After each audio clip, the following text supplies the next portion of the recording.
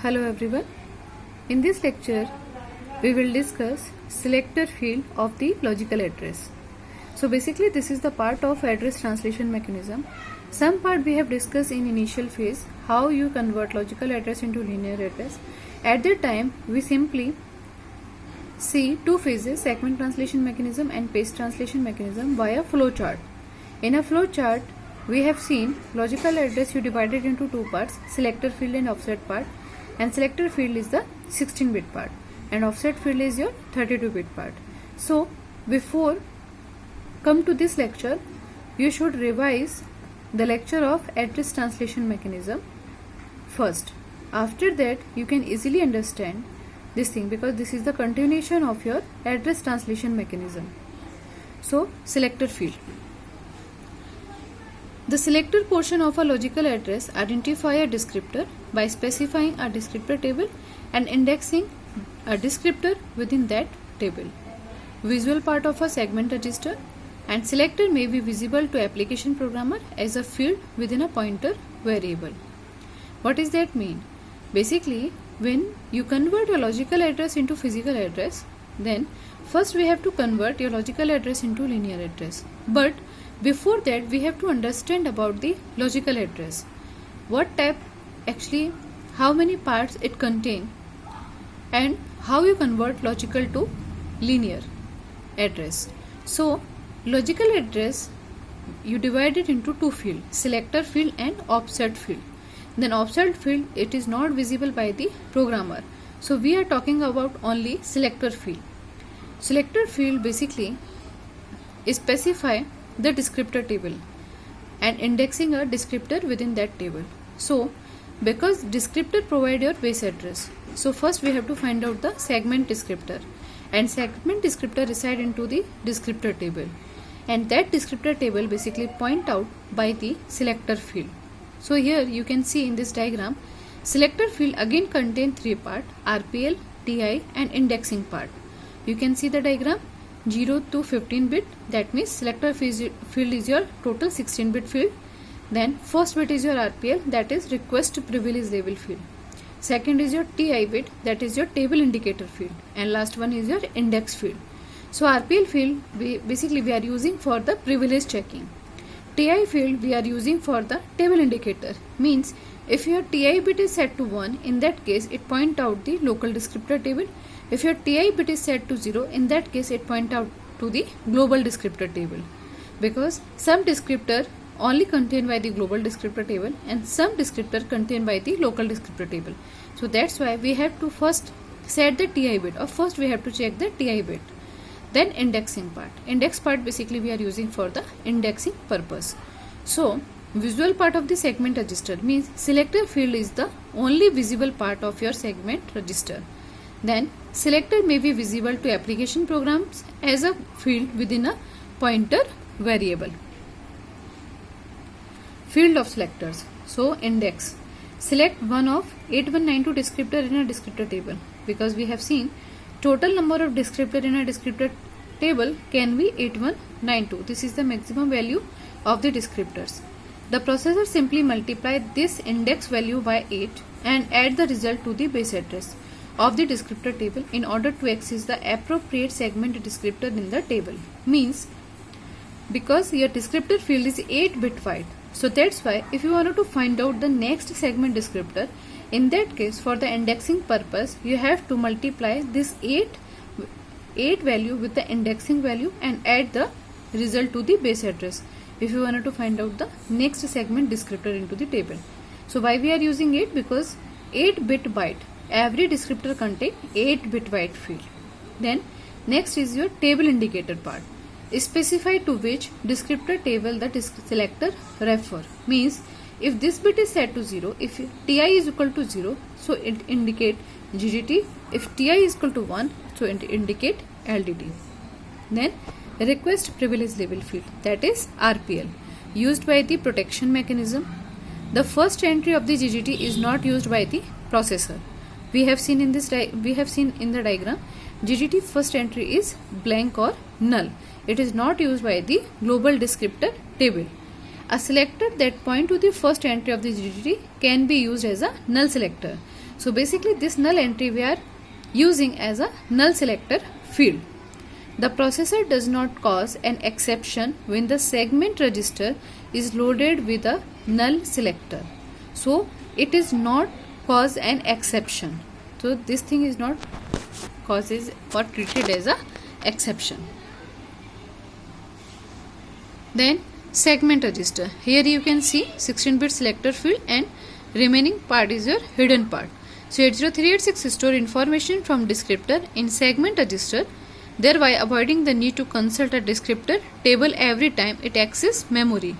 Every segment register has a visible portion and an invisible portion. So basically 80386 store information from the descriptor into the segment register for avoiding the descriptor table every time. If you want to access descriptor table every time, in that case we will contain the information into the segment register, and segment register have a visible portion and invisible portion. So this visible portion is your selector field, and your segment is code segment, stack segment, data segment and extra segment. The visible portion of the segment address register are manipulated by the programmer as if they were simply 16-bit register. The invisible portion are manipulated by the processor. The operation that load these registers are normal program instruction. These instructions are of two classes: direct load instruction, for example move, pop, LDS, LSS, LGS or LFS. These instructions explicitly reference the segment register. Means your segment register have two portion, visible portion or invisible portion. Your visible portion is your selector field and your invisible portion cannot be accessed by your programmer. So the invisible portion only manipulated by the processor, but visible portion can be manipulated by the programmer also. And some normal program instruction we are using for accessing the selector field.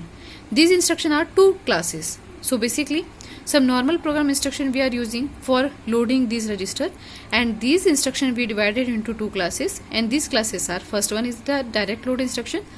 In direct load instruction we are using move instruction that we are using for data transfer from register to memory, from memory to register. Then pop instruction when we pop out the data from the stack. Then load data segment, load stack segment, load GS, load FS, this type of instruction. These instruction explicitly reference the segment register. Then second type of instruction is your implied load instructions. For example, far call and jump instruction we are using for this purpose. So these instruction implicitly reference the code segment register and load it with a new value. So implied load instruction are the far call value or jump instruction. Using this instruction, a program load the visible part of segment register with a 16-bit selector field. The processor automatically fetch the base address, limit type and other information from the descriptor table and load them into an invisible part of the segment register. So basically for loading the visible portion, means selector field of your segment register, we are using this type of instruction. They automatically fetch the value of base address related to segment size field and related to some other protection information bits like descriptor privilege level field into the invisible part of your segment register. Then this portion we will discuss into next lecture, because this portion again related to the address translation mechanism, but it is a second step of your segment translation mechanism. In first step we have discussed segment translation mechanism.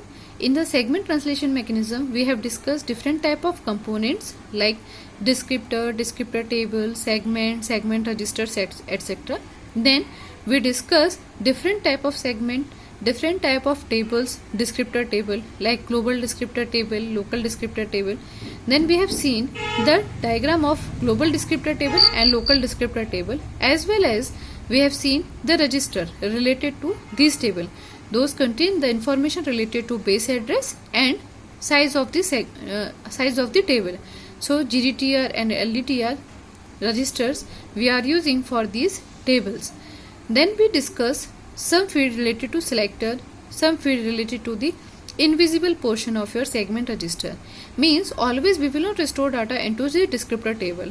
So reducing the accessing for descriptor table we store the data into segment register like code segment, data segment, FSGS means extra segment. So these segment register contain the visible portion and invisible portion. Visible portion is your selector field. For loading the visible portion means for the selector field we use normal type of instruction.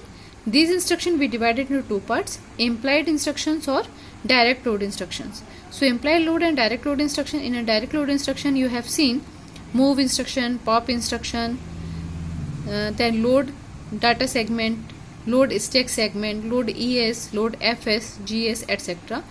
In an implied type of instructions you have seen different type of instructions just like far call and jump instruction we are using for selector field loading. So these things we have discussed related to segment translation mechanism. In a segment translation mechanism, we have convert your logical address into linear address. Now this is your page translation mechanism, but again by using one diagram we will discuss both things again. Means in your subject this thing contain into three parts.